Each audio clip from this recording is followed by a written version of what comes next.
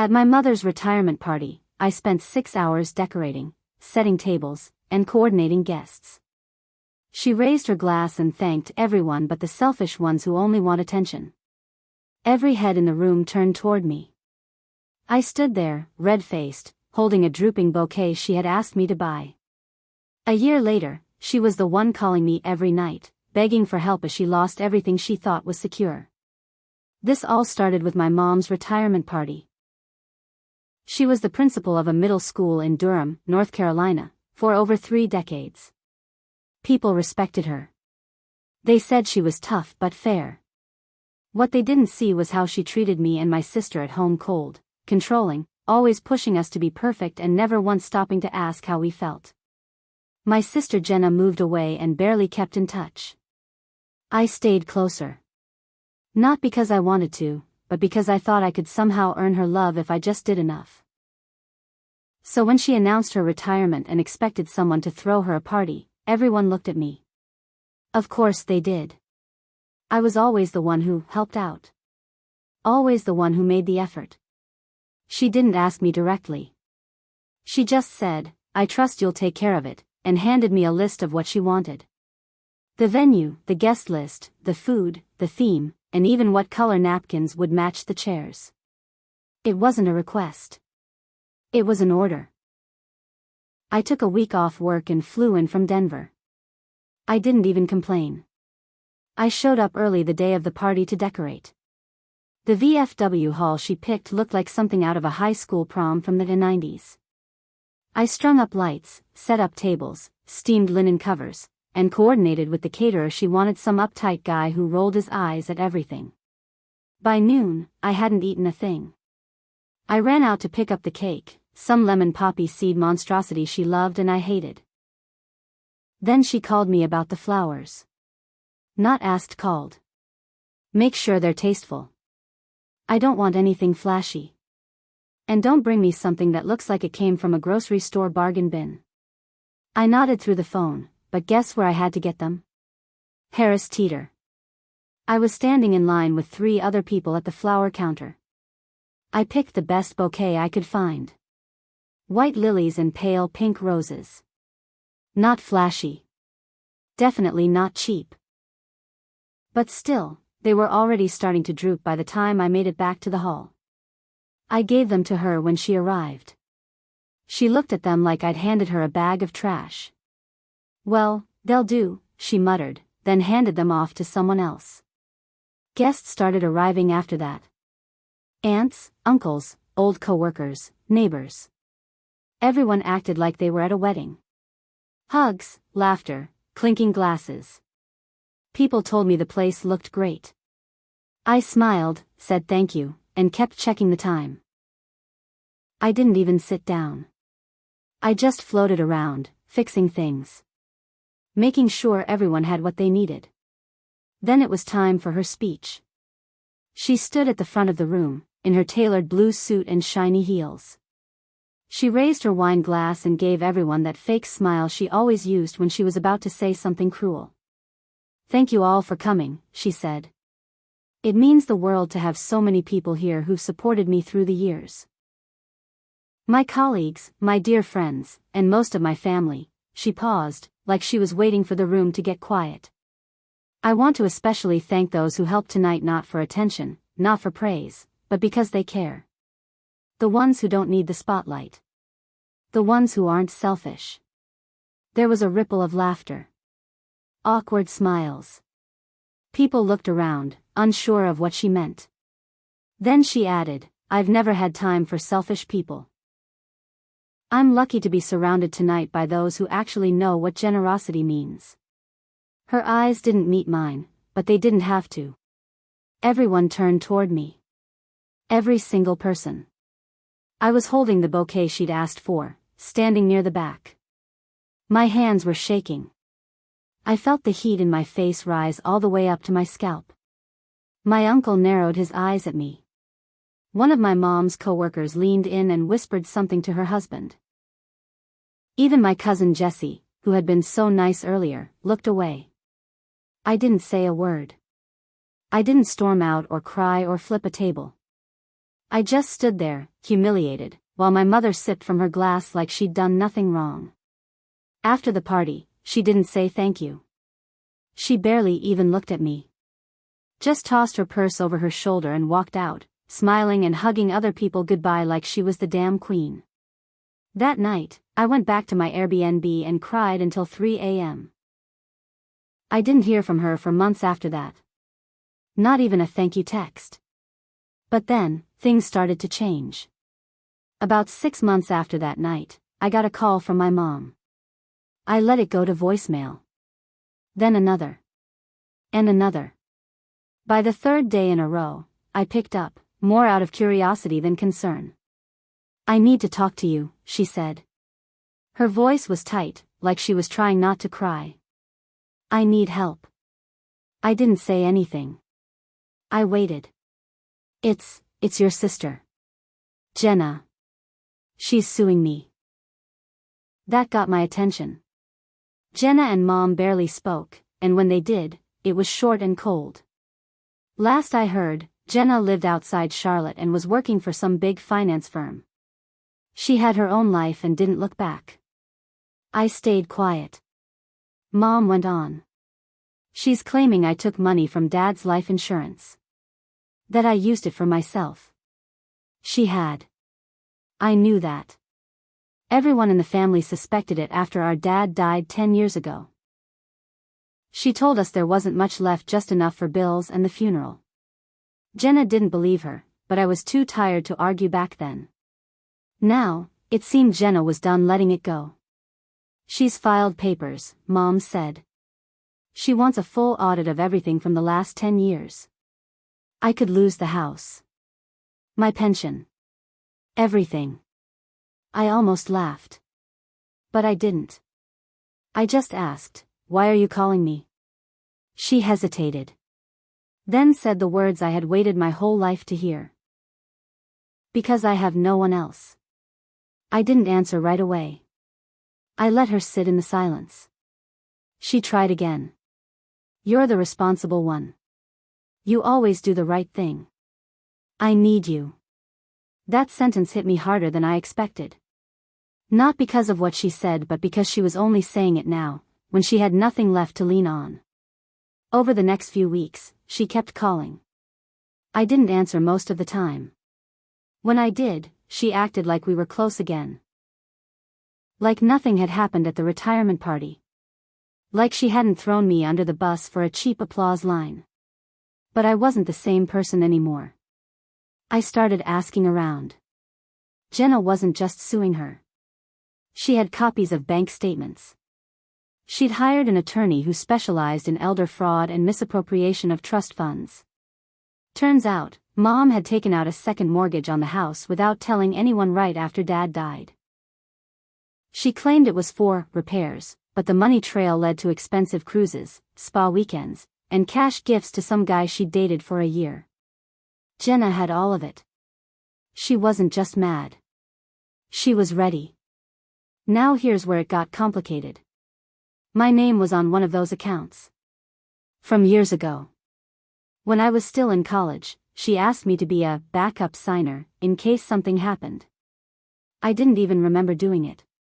If Jenna's lawyer pushed hard enough, it could look like I helped her. I confronted Mom about it. I told her she better fix it before I got dragged into her mess. She had the nerve to snap at me. "You owe me, after everything I've done for you." That's when something inside me finally snapped. "You mean like the time you called me selfish in front of 70 people? Or the time you made me work for 6 hours so you could thank everyone but me?" She tried to twist it. "You always make everything about you." "No, Mom. You do. I just finally stopped letting you." 2 weeks later, I got a letter from Jenna's lawyer. I wasn't being sued, but I was officially being asked to give a sworn statement about the account, about the money, about anything I knew. I called Jenna. I hadn't spoken to her in over a year. She picked up right away. "I was wondering when you'd call," she said. Her voice was steady. "No small talk. You're really going through with this?" I asked. She stole over $60,000, Miles. She told us Dad left nothing. I looked at his old policies. He left enough for both of us to pay off our student loans and still have some left. She lied. I sat down at my kitchen table. My hands were cold. And now it's on me, I said. Only if you lie for her. That hit me harder than I thought. Jenna wasn't just going after Mom, she wanted to make it clear I had to choose a side. She wasn't wrong to be angry. But I wasn't ready to be a weapon in her fight. What happens if she loses? I asked. She loses the house. The state could press charges if they see enough fraud. She might even do time. I didn't say anything. Don't protect her, Miles. You always protected her. That stuck with me for days. Meanwhile, Mom kept calling. At first begging. Then threatening. Then begging again. One night she left a voicemail at 1 a.m. crying, saying she couldn't sleep, saying she wished Dad was still here because he would never let the girls turn on me like this. She was unraveling. That same week, I got a text from Jenna. You should see this. It was a screenshot from Facebook. A post from Mom. Public. It's a sad world when your own children try to destroy you. I gave them everything.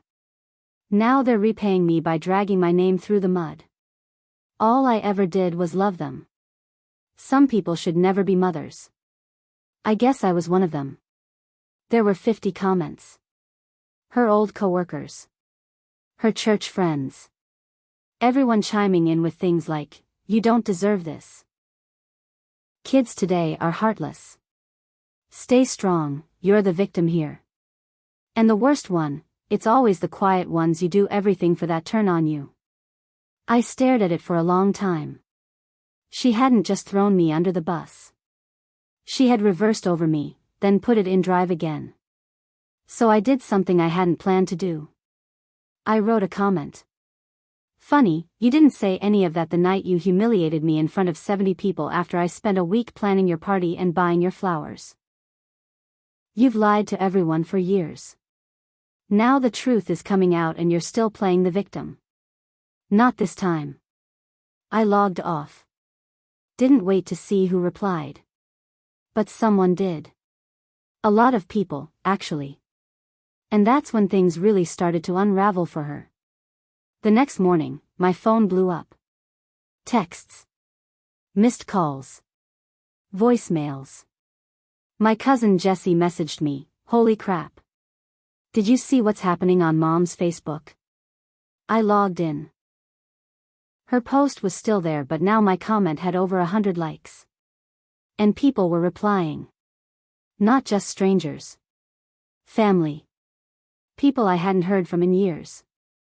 Jenna chimed in next. She took our dad's life insurance and used it for trips and gifts for a man who left her. She told us there was nothing left. She's been lying for 10 years. Then my Aunt Carla, wait. I asked about that policy. You told me he didn't have one.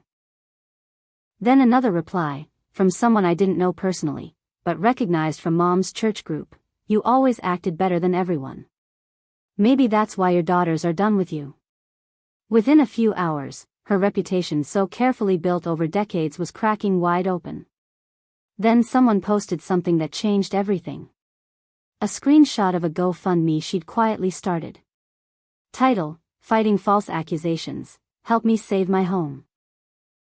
She'd written a long sob story, calling Jenna and me ungrateful daughters, claiming we were trying to destroy her life out of spite.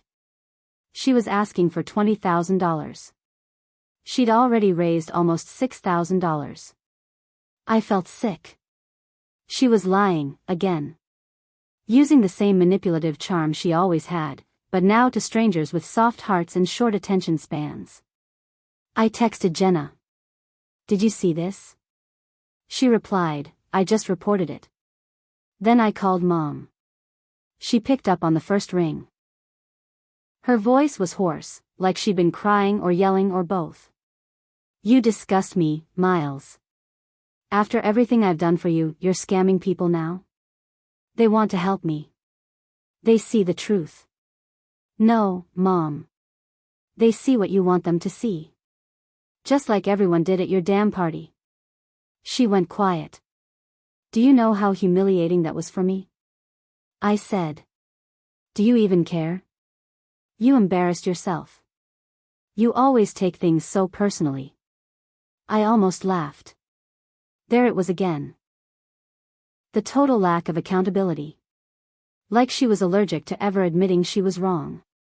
The only thing I'm sorry for, I said, is wasting so many years thinking you'd ever treat me like I mattered.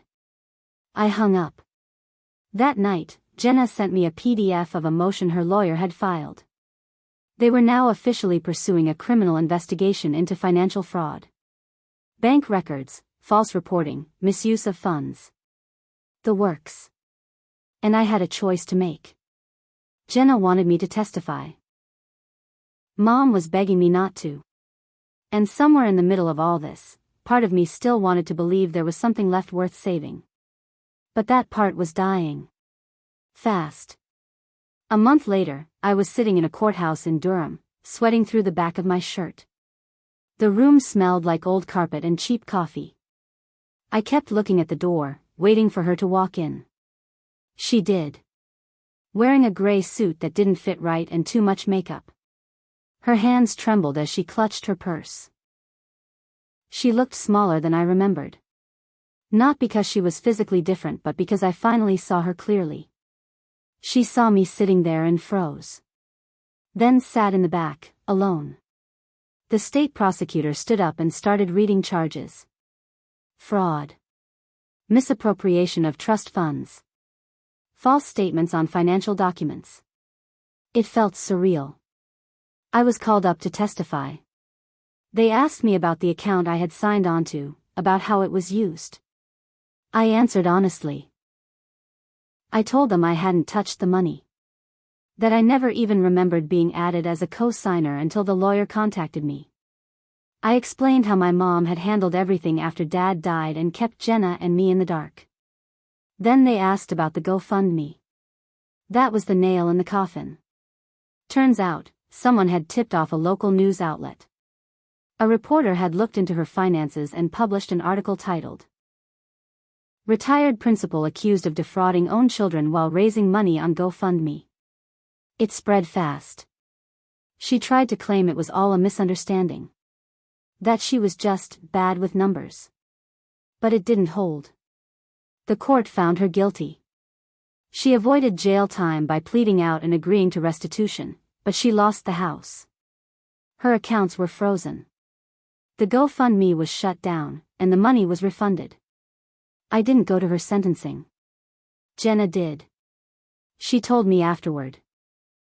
She tried to make a speech. Started crying. Judge cut her off. A few days later, I got a voicemail. It was short. "I hope you're happy. You destroyed your own mother." I didn't respond. Then one night, around 2 a.m., I found myself sitting at my kitchen table, listening to that voicemail again. And for some reason, I started crying. Not for her. For me. For the years I wasted chasing her approval. For the little kid who kept trying to be good enough. I made mistakes too. I let her walk all over me. I stayed quiet when I should have spoken up. I protected her when she never did the same for me. But that's over now. She's living in a small apartment paid for by what's left of her pension. No more cruises. No more garden parties. No more pretending. As for me, I went no contact. I blocked her number. Deleted her emails. I told my family if they wanted to keep talking to her, that was their choice. But I was done. Some days, I still think about that retirement party. About standing there, holding those limp flowers while people stared at me like I was the problem. But now, I smile when I remember it. Because the woman who humiliated me to feel powerful is now the one who lost everything. And I didn't even have to raise my voice.